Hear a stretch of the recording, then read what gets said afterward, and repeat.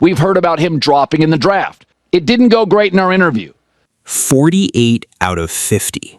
Let that number sit with you for a second. Because while every analyst in America spent months telling you Shedeur Sanders wasn't good enough, while they laughed at the draft slide, mocked the confidence, questioned the arm, word coming out of Berea is that Shedeur just put together one of the cleanest OTA sessions anybody around this team can remember. And on the very same field, on the very same day, the guy the Browns drafted 50 picks ahead of him reportedly looked like he was seeing ghosts. Dillon Gabriel, lost, confused, rattled. And now, the same people who buried Shedeur are scrambling to explain it. Stick around, because this story is about to get uncomfortable for a lot of people. Look, you already know the backstory. We all lived through it. Draft night, the green room, the cameras parked on Shedeur's face while pick after pick went by. Round 1, nothing. Round 2, nothing. Round 3, round 4, silence. The kid who threw for over 4,000 yards at Colorado, who took a one-win program and dragged it back to relevance, who played behind an offensive line that got him hit more than any quarterback in the country. He sat there and watched 143 names get called before his. And here's the part that still makes people's blood boil. The Browns, the same team, took Dillon Gabriel in the 3rd round, pick 94, then turned around and grabbed Shedeur in the 5th at 144. Same team, same position, same quarterback room, 50 picks apart. Think about the message that sent. The front office looked at both of these guys and said, out loud, with their draft capital, Gabriel is the guy we believe in more. Shedeur? He's the lottery ticket, the flyer, the why not pick. Every talking head co-signed it.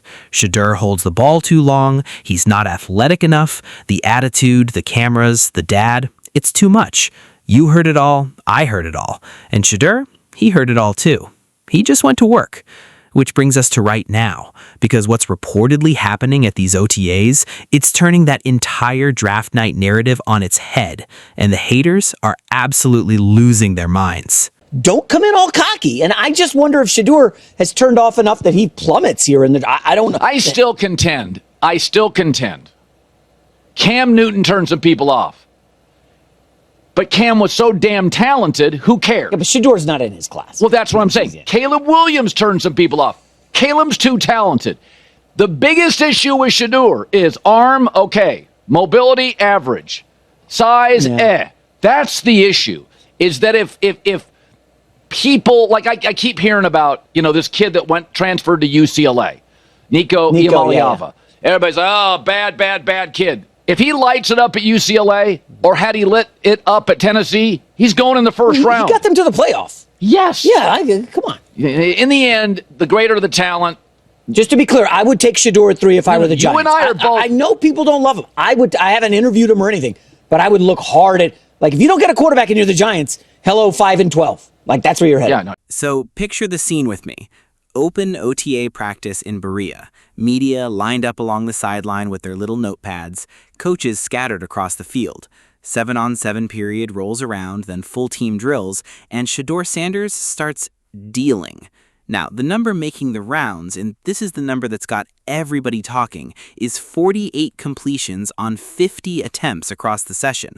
48 of 50 in an NFL practice against NFL defenders. And it wasn't checkdowns either. That's the part the box score doesn't tell you. We're talking about a back shoulder throw down the right sideline, dropped in over the corner's outside hand, the kind of throw where the receiver doesn't even have to break stride. A deep dig on 3rd and long, fired between 2 defenders into a window the size of a mailbox. A play where the pocket collapsed, Shedeur slid left, kept his eyes downfield, not on the rush, and flicked a touchdown to the back corner like it was a walkthrough. Editors, this is where you roll the practice clips, the sideline throw, the tight window dig, and then cut straight to the coaches, because the reactions on that sideline told the story. Position coaches glancing at each other, veterans on the sideline nodding, that little half smile from the play caller that coaches get when a young guy does something they can't teach. And the 2 incompletions? One was a flat-out drop. The other was a throwaway with nothing there, which, if we're being honest, is exactly the decision-making people said Shedeur didn't have. So you could argue the kid played an almost perfect session. Here's my question for you, though, and be honest in the comments. Did any of this actually surprise you? Or did you see this coming from the moment the Browns let him fall into their lap? Because here's where the story turns. While Shedeur was carving the defense up, the buzz coming out of that same practice about Dylan Gabriel was not good. And I want to be fair here because I'm not in the business of burying a young quarterback over a spring practice, but the descriptions floating around from people watching? Hesitant, a beat late on everything, looked like the game was too fast. Picture it. Gabriel takes his reps and it's double clutches. It's checkdowns on plays designed to push them all. It's a would-be interception right into the chest of a linebacker sitting in the throwing lane. The kind of throw where the whole field goes quiet for a second. Editors, that's your slow motion moment. The ball floating, the defender's eyes lighting up, the coach's head dropping just a little. And look, is it one practice? Yes. Is it May and June football in shorts? Absolutely. Veterans will tell you OTA legends get made and forgotten every single year. But here's the thing you can't ignore. Perception is currency in an NFL quarterback room. And right now, the perception gap between the 5th-round pick and the 3rd-round pick is growing by the day, in the wrong direction for the guy they drafted first. 50 picks. The Browns spent 50 picks of draft value saying Gabriel over Shedeur, and through these OTAs, the field is saying something very, very different. Over the next 2 to 3 years, you got to be very careful, I believe, in judging a kid's confidence as an NFL scout, because they're all getting paid now. They're all millionaires coming into the game. And some of those kids have had money. Some of those kids have not had money. But last year's class, Caleb Williams, Jaden Daniels, and especially Caleb Williams, he was the first quarterback ever drafted that was richer than any of the scouts that interviewed him. I mean, he had a better net worth before he signed a contract with the Bears. And so the kids have money now. They're being empowered by NFL. There's going to be a little bit of confidence, and I think some of that confidence will come across as arrogance to NFL people, because these kids now, they don't come in wide-eyed. They're driving new cars. They may own a condo. Their family's more set. They're going to come in and not grovel to you. And I think a lot of NFL people are kind of used to quarterbacks coming in, yes, sir, no, sir. Now let's talk about the fun part, the meltdown. Because the second that 48 of 50 number hit social media, you could feel the panic. The same analysts who spent April explaining why Shedeur wasn't a first-round talent suddenly became practice scientists. Well, OTAs don't mean anything. There's no pass rush in shorts. Let's see him do it in pads. Funny, isn't it? When Shedeur struggled behind that Colorado offensive line, the film mattered. Every sack was his fault. Every hit he took was proof he held the ball too long. But now that he's out there completing 96% of his throws against NFL defenders, suddenly nothing matters. Suddenly it's all context and caveats. You can't have it both ways. Either the reps count or they don't. And the fans have receipts. Oh, they have receipts. Every mock draft that had him falling, every anonymous scout quote about his entitlement, every talking head who smirked on draft night, it's all getting reposted side by side with that 48 of 50 stat line, with the caption, aged like milk. Deion said it from day one. They're going to try to make my son earn everything twice. And whether you love Prime or you're tired of hearing about him, you have to admit, the man called his shot. The doubt was the fuel.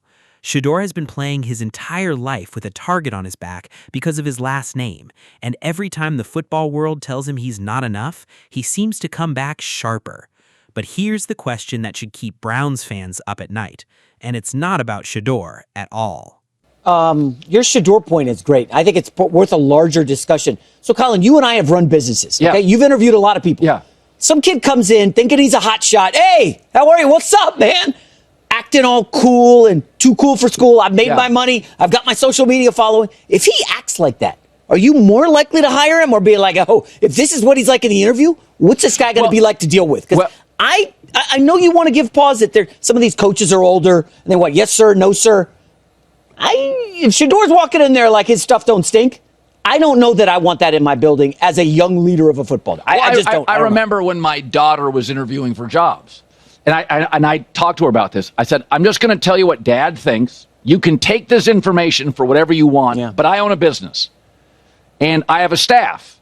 I have a radio TV staff. I've got a volume staff. I said, don't ask about vacation. What does the organization do now? Because this is where it gets messy. Front offices are human. They have egos. They spent a third-round pick on Dillon Gabriel, and third-round picks come with expectations, with internal champions, with scouts whose evaluations are on the line. There are people in that building whose credibility is tied to Gabriel being the better quarterback. That's just how the league works. So what happens when the fifth-rounder starts outplaying the third-rounder in front of everybody? Do the coaches call it straight, or does the depth chart get managed? Do Gabriel's reps get protected? Does Shedeur have to be twice as good to get the same opportunity, the thing his father warned about from the very beginning? Kevin Stefanski has a reputation as a quarterback whisperer, and to his credit, the messaging out of Cleveland has been all the right coach speak. Competition at every position. The best players will play. We love the whole room. Sure, every coach says that, but watch the reps. That's how you know the truth in an NFL camp. Watch who gets the first team snaps when training camp opens. Watch who's on the field with the starters in the preseason opener. Reps don't lie, and rotations don't lie. Because here's the nightmare scenario for Cleveland. They slow play Shedeur to protect the draft board. The season starts wobbling. The fan base, a fan base that has watched 40-plus quarterbacks start since 1999, by the way, starts chanting his name, and the front office ends up making the decision in November that the practice field was screaming at them in June. Browns fans, you've seen this movie before. How many times has this franchise sat on the answer because it came in the wrong-shaped package?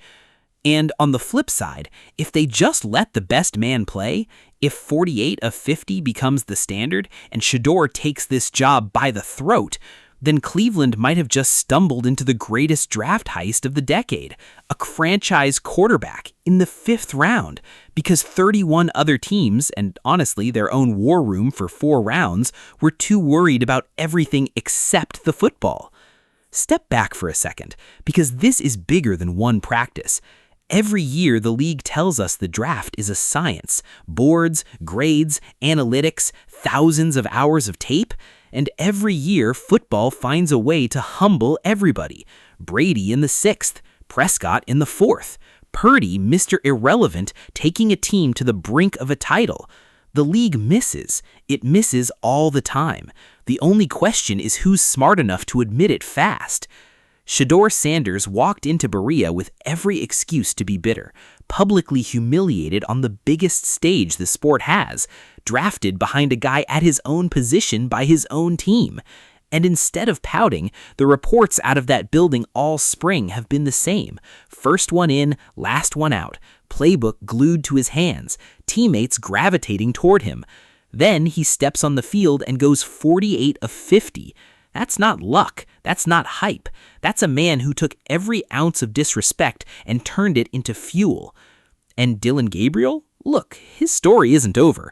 One rough stretch of OTAs doesn't end a career, and plenty of quarterbacks have looked shaky in June and sharp in September. But the clock in Cleveland doesn't run on patience. It never has. And right now, every single day of practice is making one draft day decision look better and one look worse. So here's where I leave it with you, and I want the comments on fire tonight. Question 1. Was the 48 of 50 session the moment this quarterback competition ended, or does none of it matter until the pads come on in training camp? Question 2, and this is the polarizing one. If Shedeur clearly outplays Dillon Gabriel all summer, and the Browns still give Gabriel the first crack because of draft capital, is that just normal NFL business? Or is that exactly the double standard Dion has been warning everybody about from the start? And question 3, where does Shedeur finish this thing? Week 1 starter? Mid-season takeover? Or do the powers that be find a way to keep the 5th rounder on the bench no matter what the film says? Drop your answers below. Smash the like button if you believe reps don't lie. Subscribe and hit the bell, because the moment training camp opens and those first team snaps get handed out, I'll be right here breaking it all down.